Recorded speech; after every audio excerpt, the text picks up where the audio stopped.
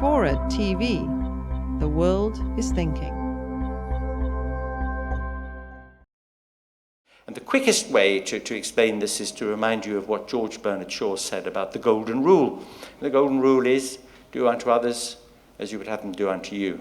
George Bernard Shaw said, under no circumstances should you do to other people what you'd like them to do to you, because they may not like it. And it's a very, very profound insight.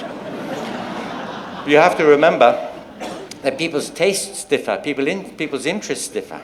And if you make yourself the benchmark, the standard of how everybody else should be treated, everybody's going to be treated the way you like to be treated, then that's a very distorting view.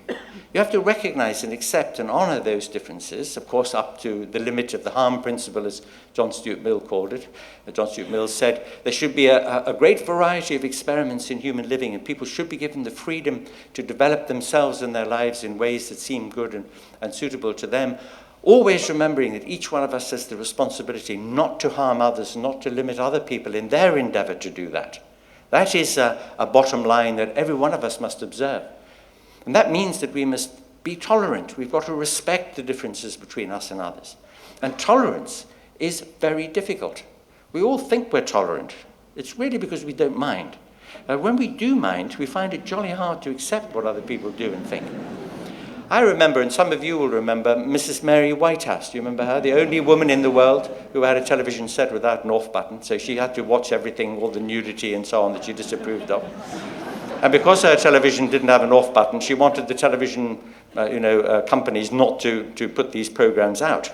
I don't like it, therefore you're not allowed to watch it. That was her attitude, the attitude of the moralist and the Puritan who wants to impose her decisions and tastes on everybody else.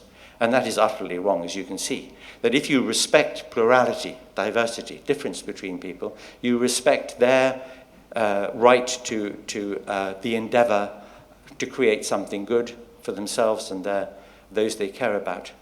Again, under that command of the harm principle. They're not allowed to harm other people. We've got to be open-minded and open-hearted, not so open-minded that our brains fall out, obviously. We need standards, and we need to talk to one another and negotiate and have a conversation about what we can agree on and accept. But that agreement should be a very generous one, because we should recognize that people are different. And that, you remember the Monty Python thing where Brian shouts out to the crowd, you're all different, and they all shout back, we're all different, except for the one person who says, I'm not, and then